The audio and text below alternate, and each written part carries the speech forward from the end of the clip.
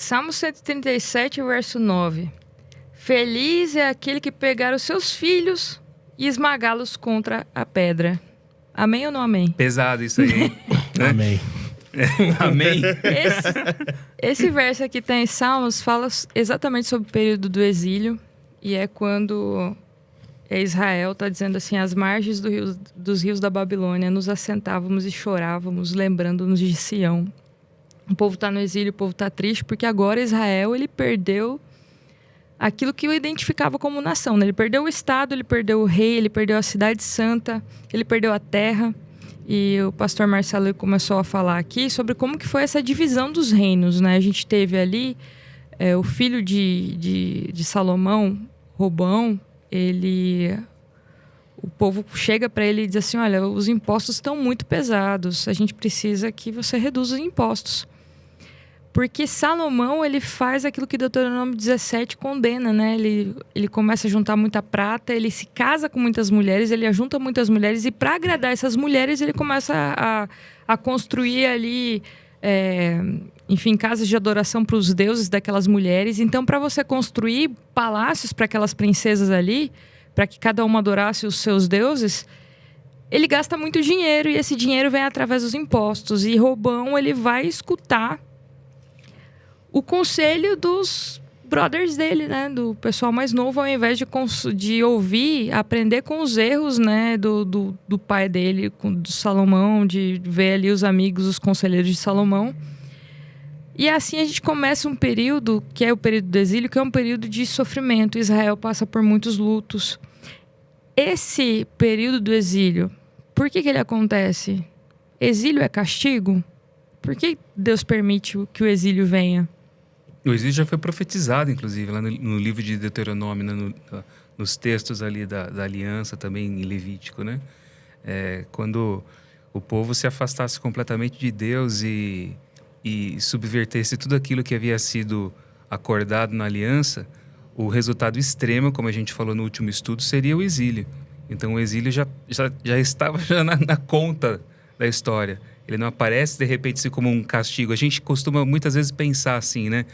Pô, Deus vem lá e castiga, né? Deus vem lá e faz o mal, né? Na minha vida Deus faz o mal. Então, se eu faço alguma coisa, eu tenho que ser bonzinho, porque senão Deus vem e castiga.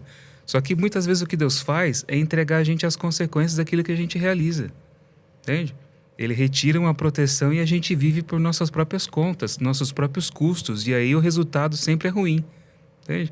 E a gente toma aquilo como sendo um castigo de Deus, como se Deus fosse um Zeus que lá do céu jogasse um raio para que determinada coisa acontecesse, né? Então essa é uma ideia assim muito deturpada que a gente tem de Deus. Ainda mais a forma como o texto da aliança ele é colocado, a gente muitas vezes começa a pensar que a relação com Deus é essa relação de causa e efeito, né? Você faz para merecer, você recebe porque você fez, você dá para Deus te dar de volta. Só que quando você começa a ver na história de Israel, você falou aqui de Salomão, que colocou templos pagãos, ele oprimiu o povo, ele escravizou o povo, ele acumulou tesouro para ele. Aí depois veio o filho dele, que era pior, foram pedir para que o filho dele governasse de maneira justa. Ele falou assim: eu vou ser muito pior que meu pai foi. Então, como que é o resultado disso? É divisão. Uma vez que você divide o povo, divide o reino, e você tem ali uma dinastia que governa no sul, e outras dinastias que vão se alternando no norte. O templo está no sul, onde o reino de Davi é a capital, Jerusalém é a capital. O rei do norte não quer que o povo vá para o sul para poder adorar, para poder participar do ritual do templo, para não ser, de alguma forma, saudosisticamente seduzidos pelo reinado de Davi. Então eles vão instituindo outros deuses e abrindo portas para outras adorações, para Baal e outros tipos de coisa acontecendo no norte ali. Então, assim, o que você vê é uma progressão de comportamento e resultado, e opressão política, opressão social. Você vê cada vez um rei pior que o outro, o povo vai se afundando cada vez mais em miséria, cada vez mais em sofrimento. Então você vê uma progressão social e guerras, né? E guerras acontecendo, né? Você tem um povo dividido, você não tem a energia de uma nação inteira lutando para defender o seu próprio território, o reino dividido. Então é uma progressão de acontecimento que vai naturalmente levar aquilo que foi o exílio. E o exílio não é uma coisa que acontece só na história de Israel. Você tem N povos que foram extintos por exílios, por situações semelhantes. Né? Isso era uma coisa habitual, comum. As nações eram destruídas umas pelas outras, o povo era sequestrado, muitos eram mortos, as mulheres estupradas, as pessoas eram assassinadas, e muitos eram levados, e levados como cativos, levados como escravos. Então isso acontecia, fazia parte da história das nações. O evento do exílio aqui não é uma coisa inédita na história da humanidade, entende? Ele é resultado daquilo que naturalmente Israel foi construindo paulatinamente pela maneira como eles foram vivendo, afastados daquilo que era o ideal de Deus para a história deles.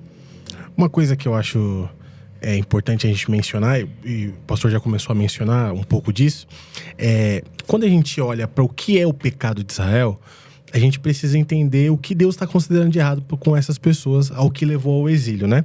A gente comentou isso em um outro episódio, quando a gente falou sobre a lei e tudo mais. O pecado de Israel não é uma série de comportamentos superficiais, como a gente tem em muitas situações no nosso aspecto, na nossa vivência religiosa.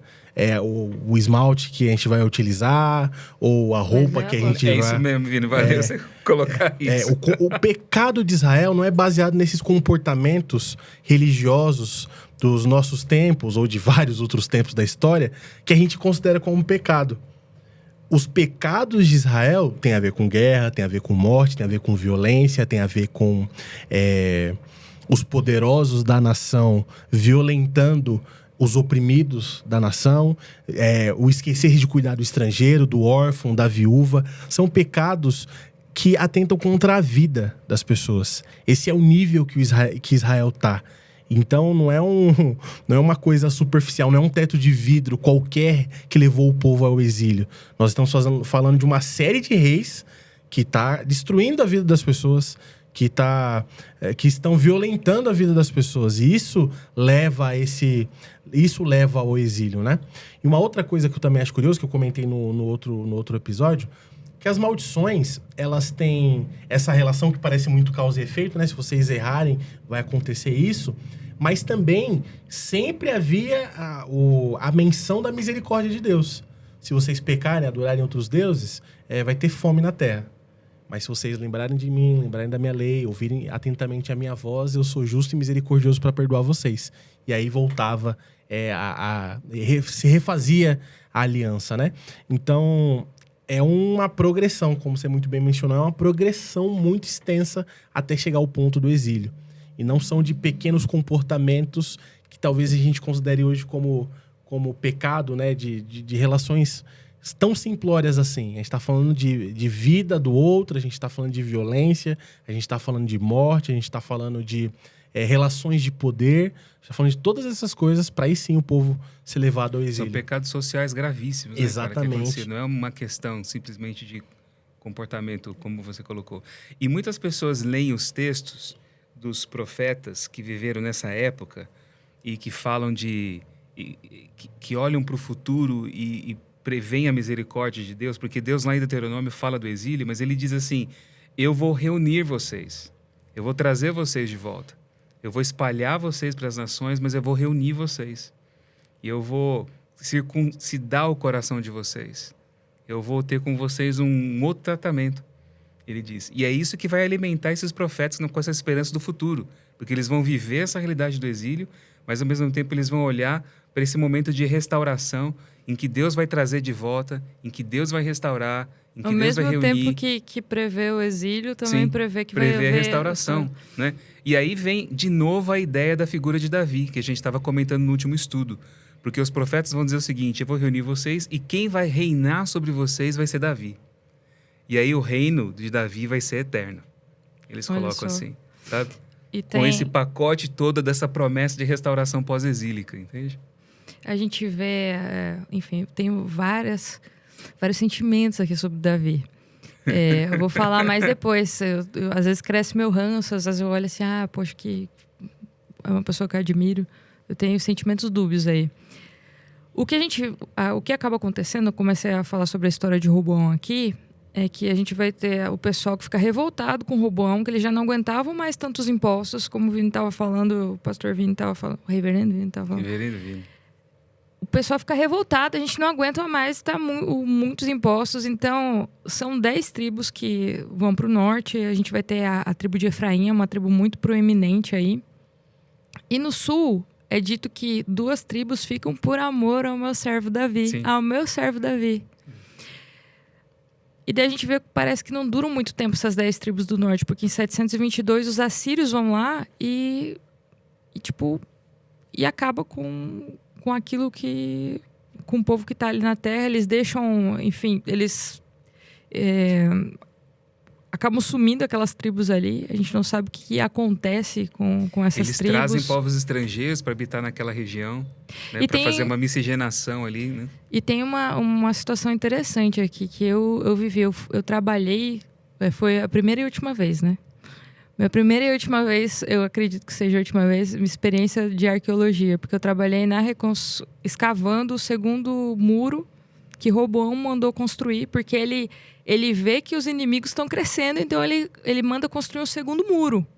Josué tinha construído um na cidade de Lachish, lá de Laquis, e Roboão ele manda construir um segundo muro para fortalecer a cidade ali, para que a cidade não seja invadida. Então a gente começa a ver o prenúncio do exílio. Os inimigos estão aumentando, alguma coisa ruim vai acontecer. Roboão manda construir um muro, não vai ser no período de Roboão que a cidade vai cair, mas a gente vai ver que daqui a pouco vai cair, o Império cai em 722, as 10 tribos do norte. E nas tribos do sul, 597 são as 3 incursões ali de Nabucodonosor. 597 é a primeira, onde sai a elite. A elite, a nobreza de Israel, sai e vai para o exílio. E fica um pessoal lá. Só que o pessoal, ao invés de ouvir Jeremias, não escuta Jeremias. Jeremias, ele fala, né, pro pessoal, para libertar os escravos. Daí o pessoal, ele promete que vai libertar a elite, né, antes da elite ir pro exílio. Promete que vai libertar, mas quando vê que tinha muita perda financeira, não vou libertar não. Daí Jeremias vira e fala assim, olha, Deus tem uma aliança para cortar com vocês. Sabe qual aliança que Deus vai cortar? Vai cortar vocês no meio, porque vocês não libertaram os escravizados aqui de vocês, os escravos aqui de vocês. E daí o que acontece é que a elite é levada, um pessoal fica na terra, eles começam a fazer reforma agrária. A gente tem um verso, acho que é Crônicas, que fala, né? Que Deus ele diz assim, olha, vocês não estão dando descanso para a terra, porque vocês não deram descanso para a terra, eu vou tirar vocês dessa terra e vou levar vocês para o exílio. Israel não estava respeitando a terra, não estava respeitando nada. E eles começam ali, depois que a elite é enviada, eles começam a fazer uma reforma agrária. Quem era responsável ali, o líder deles era Godalias. Só que Godalias é morto. O cara que era um líder bom é morto. Era um líder que tinha o apoio de Jeremias. E daí era morto pelos descendentes de Davi que ficaram na terra. Aquela liderança que ficou, não gostou da reforma agrária. E daí a gente vê ali uma sequência assim, mesmo no exílio, é um povo que fica ali, a gente tem a origem do que a gente sabe dos samaritanos. Que é um povo que é um povo de origem meio misturada.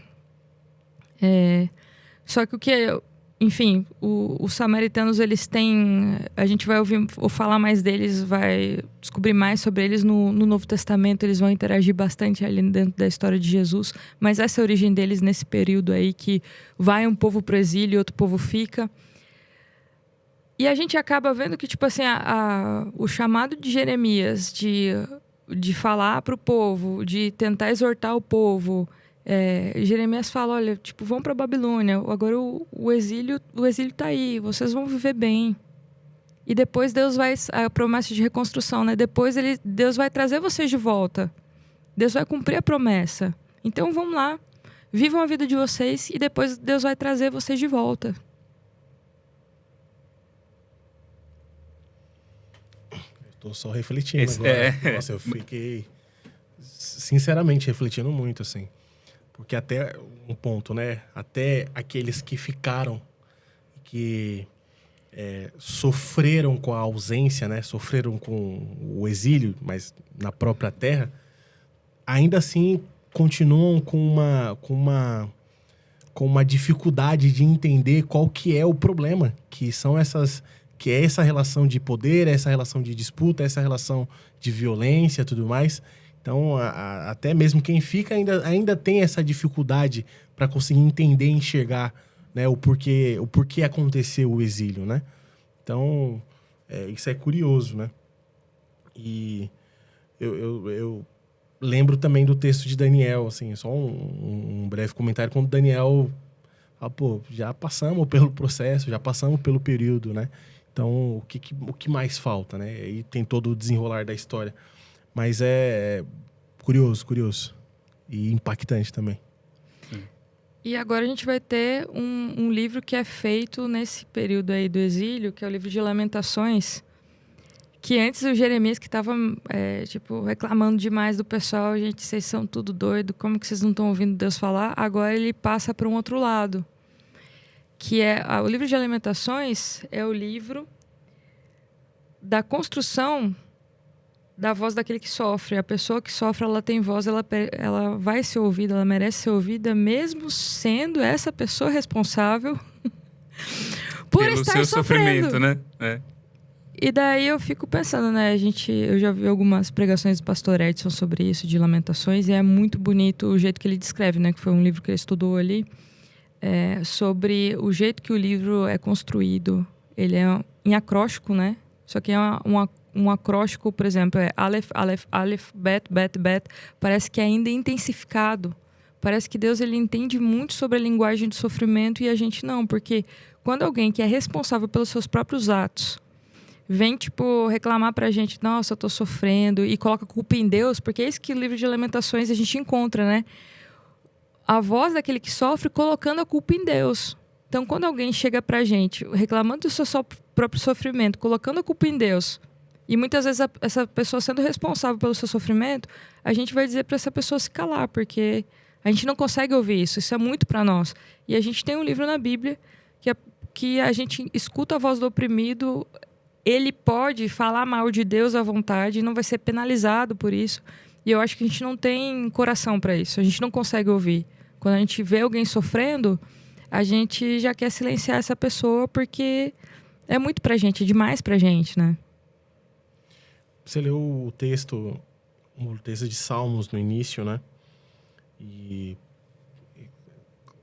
refletindo sobre isso e também entrando em Lamentações, a gente tem um aspecto da fé cristã do não sofrimento, na verdade, né? Assim, as pessoas têm vão atribuir o não sofrimento à falta de Deus, ou na verdade, a presença de Deus, né? Se você está sofrendo, porque Deus está faltando na sua vida de alguma forma, né? Esses dois pontos parece que são antagônicos. Fé, relacionamento com Deus, precisa sempre estar atrelada a uma vida de alegria, de felicidade, de não problemas, de não sofrimento, tudo mais. Só que a gente encontra nos Salmos, em Lamentações, diversos textos que vão apontar para Deus dando essa oportunidade para que as pessoas que estão sofrendo possam refletir e possam falar sobre esse sofrimento que elas têm. E um outro ponto que eu acho que é interessante também mencionar, em Lamentações e nos outros textos que eu citei aqui, que o sofrimento é atrelado a coisas pesadas, palavras difíceis de se ouvir, como o texto de Salmo, né? Vamos pegar as crianças e tacar a cabeça delas na rocha. Eles pedem por isso, né? Eu quero que os babilônicos, feliz aquele que pegar a cabeça das crianças, dos filhos dos babilônios e esmagar contra a pedra. Que a língua colhe no céu da boca. Tem todo um texto muito pesado que a gente lê e a gente fica indignado. Né? Pô, mas como que uma linguagem como essa está sendo colocada num contexto bíblico de espiritualidade? De alguém que tem o texto inspirado, né? E é cantado com arpinha, né? Imagina, né? Imagina o hino você cantar uma que coisa essas crianças sejam. É uma boa, né? Fazer Acho... Mas ainda assim, é a liberdade que Deus está dando para que o sofrimento seja ouvido, para que o sofrimento seja validado. Porque além do ouvir, eu ouve, né, o que as pessoas têm a nos dizer, mas existe também muitas vezes o processo da invalidação do sofrimento da pessoa. Deus não está só ouvindo e permitindo que seja dito. Ele está validando também o sofrimento, mesmo com Israel estando errado. E isso, para mim, é interessante a gente mencionar isso para o desenvolvimento da nossa própria fé, né? Dessa relação que a gente tem com Deus e da relação que a gente tem enquanto comunidade, né? O quanto a gente dá oportunidade para que as pessoas sejam livres para mencionar o seu sofrimento e também para que esse sofrimento seja validado. Aí eu vou fazer um parênteses aqui. Eu li primeira vez que eu li esse texto de Salmos, eu li num contexto que eu li um livro de teologia negra, né? E o autor mencionava isso, né? O quanto pessoas negras, aí eu coloco aqui qualquer pessoa oprimido, fala do seu sofrimento e pelo outro não fazer parte desse contexto, esse sofrimento não é validado. É minimizado. Né? É minimizado.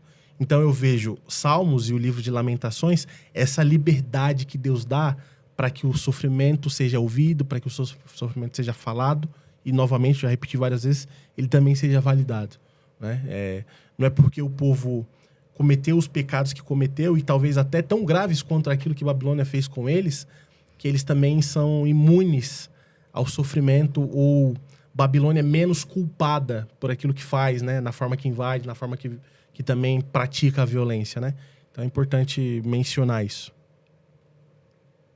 E você falou de Babilônia aqui, só fazendo um outro parênteses, né? Depois de tudo isso, Babilônia vai se transformar numa figura arquetípica na Bíblia, né? A partir de agora. Já desde a história da Torre de Babel, quando a gente começou aqui os nossos estudos, a gente começou a falar sobre isso, né? Mas a partir daqui, mais ainda, essa figura babilônica Babilônia vai se tornar essa figura arquetípica de todo o mal, toda a opressão, tudo aquilo que é contrário.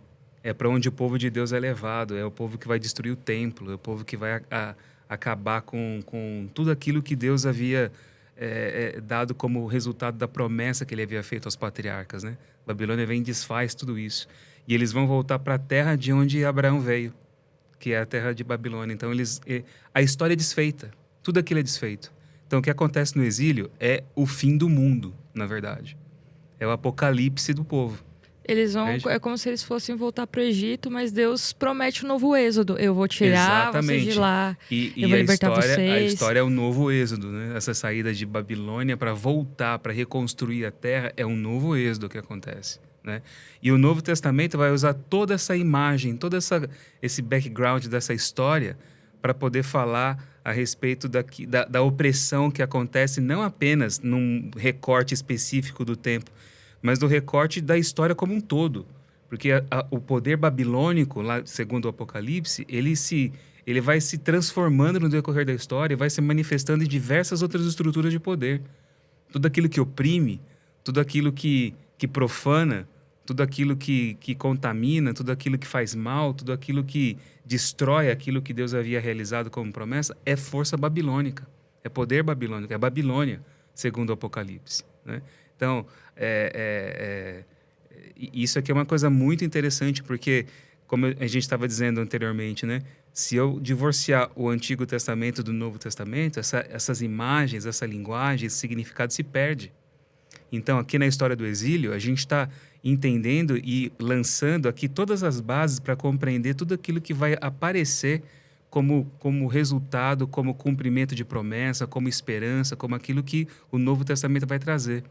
Porque Jeremias, ele vai, no capítulo 30, 31 da profecia dele, ele vai começar a falar sobre a restauração, né? Ele vai falar sobre aquilo que vai acontecer.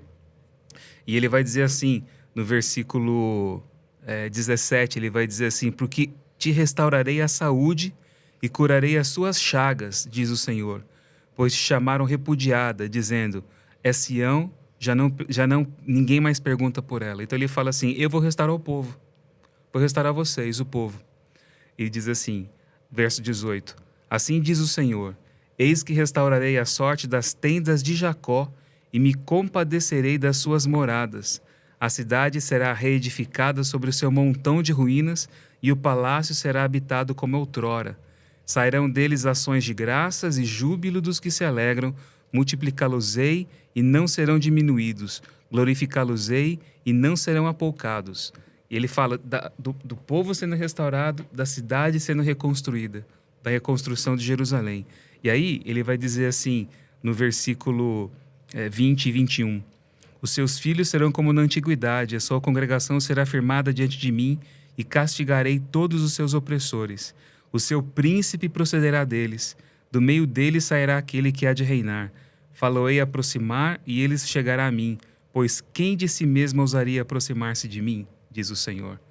Então ele fala do príncipe que surgiria do meio do povo, E ele que, segundo aqui essa tradução, que eu estou lendo aqui, a revista é atualizada, segunda edição, diz que Deus faria ele se aproximar e ele se chegaria a Deus. Mas a palavra aproximar aqui vem do verbo karav, que também significa sacrifício. Então, assim, uma tradução possível desse texto é que Deus, ele sacrificaria o príncipe para que as pessoas pudessem se aproximar dele. Pois sem o sacrifício do príncipe, quem poderia se aproximar de Deus? É o que ele coloca aqui. Então você tem aqui a profecia da restauração do povo, da restauração da cidade, do surgimento de um príncipe e de um príncipe que seria sacrificado para que o povo tivesse proximidade de Deus. E aí no capítulo 31, no versículo 31 também, diz assim: Eis aí vem dias, diz o Senhor, em que firmarei nova aliança com a casa de Israel e com a casa de Judá, não conforme a aliança que fiz com seus pais no dia que os tomei pela mão para os tirar da terra do Egito, porquanto eles anularam a minha aliança, não obstante eu os haver desposado, diz o Senhor. Porque esta é a aliança que firmarei com a casa de Israel depois daqueles dias, diz o Senhor. Na mente lhes imprimirei as minhas leis, também no seu coração las escreverei, e eu serei o seu povo, eu serei o seu Deus, e eles serão o meu povo.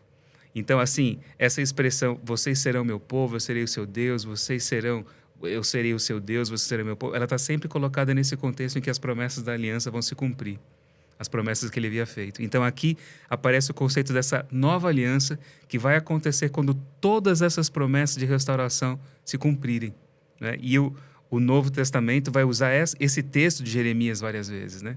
Até para poder se referir ao conteúdo daquilo que era a essência da mensagem deles, né? A Kainé Diatheke, que é a nova aliança, que vem aqui de Jeremias capítulo 31, né? Ou o Novo Testamento, como a gente costuma falar, né? Eu acho muito bonita essa parte que você falou, pastor Marcelo, porque ele fala, Deus ele promete que ele vai escrever a lei no coração e na mente das pessoas.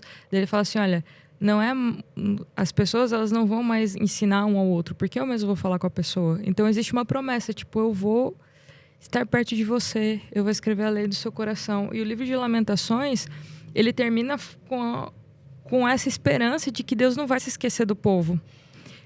Várias coisas pesadas são escritas, né? Ele fala assim, a nossa pele ela tá queimando como um forno de calor por causa da fome, a fome queima.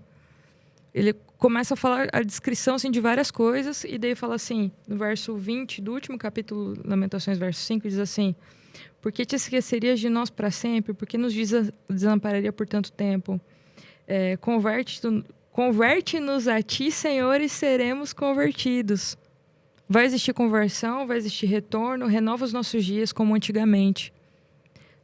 O sofrimento dói porque a gente lembra como era antes e era melhor e agora a gente está numa situação muito ruim. Mas a promessa do livro de Lamentações é também que esse sofrimento ele não vai durar para sempre. Então o exílio ele não é eterno. Esse exílio tem um fim, existe uma promessa de retorno. Como que a gente hoje pode encontrar Deus no meio do sofrimento? Porque tem anos, eu acho que na nossa vida, tem tempos na nossa vida que parece que as coisas estão numa progressão de coisa errada. A gente está vivendo, às vezes, lutos em vários aspectos, assim.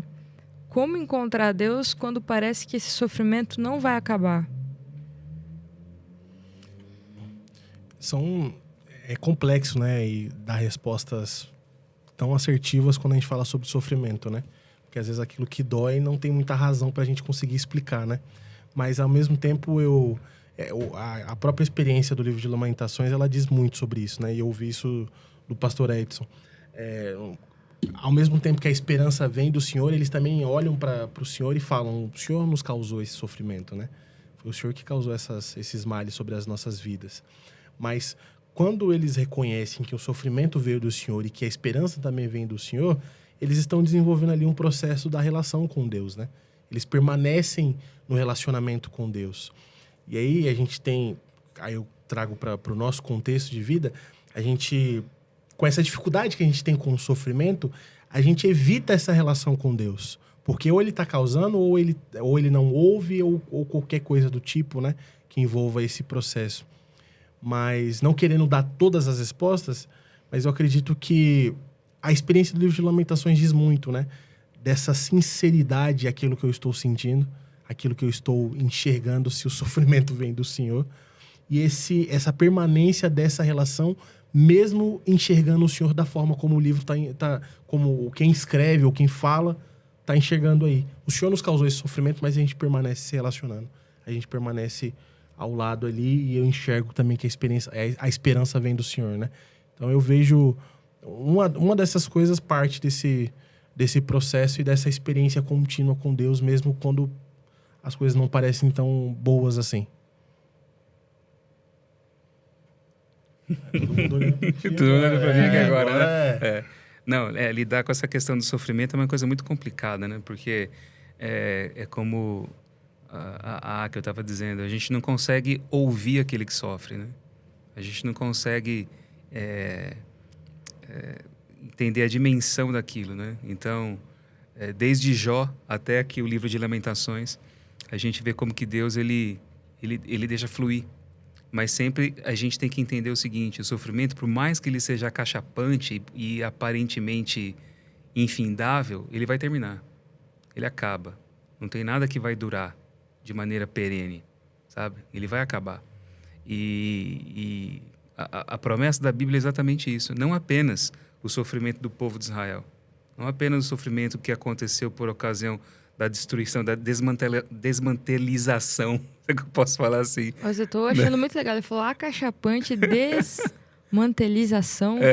Nossa vida. Desmantelou o Estado de Israel, sabe? Não apenas isso, sabe? Mas o sofrimento como um todo, né? A Bíblia ela aponta nessa direção, né? Por isso que é uma coisa interessante. Existe, assim, na profecia do Antigo Testamento, dois tipos de profecia. Que é a profecia apocalíptica, que vai lidar com esse cumprimento futuro das promessas de Deus. E você tem a profecia desses profetas aqui, Jeremias, Ezequiel, que são considerados o que a gente chama de profetas clássicos, né? Que eles vão estar lidando com essas questões circunstanciais, históricas, momentâneas do povo ali, e vão estar trazendo a mensagem de Deus para aquela realidade e olhando, como ele diz assim, eis que aí vem dias. Quando que vem? Não sei, sabe? Virá um momento que Deus vai suspender e ele vai acabar com o sofrimento, ele vai restaurar. Quando é que isso vai acontecer? Eu não tenho ideia.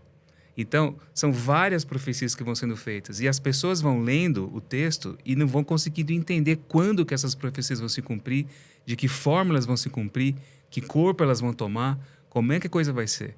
Então, as interpretações vão se multiplicando a partir da leitura desses textos e dessas promessas de restauração. Como Deus vai restaurar o povo? Como ele vai terminar com o sofrimento? Como ele vai restaurar Jerusalém? Como ele vai enviar o rei davídico sobre eles, que é o príncipe que ele promete aqui? Como isso vai acontecer? A gente não tem ideia. Por isso que é necessário depois o livro do profeta Daniel. Daniel, a gente vai estudar, só fazendo uma propagandinha aqui, um spoiler, né? Lá no capítulo 9, ele vai falar do povo, ele vai falar da restauração da cidade e ele vai falar da vinda do Messias, que é esse que vai ser sacrificado para que as pessoas se aproximem de Deus e para que essa aliança que ele promete aqui, a nova aliança, seja estendida para muitos, como ele disse, que ele faria aliança com muitas pessoas, né? Então esse é um estudo que a gente vai fazer depois, para a gente poder entender a ligação que a gente tem aqui. Mas diz ali o livro do profeta Daniel que ele estudou o livro de Jeremias para poder ver o cumprimento dessas profecias, né?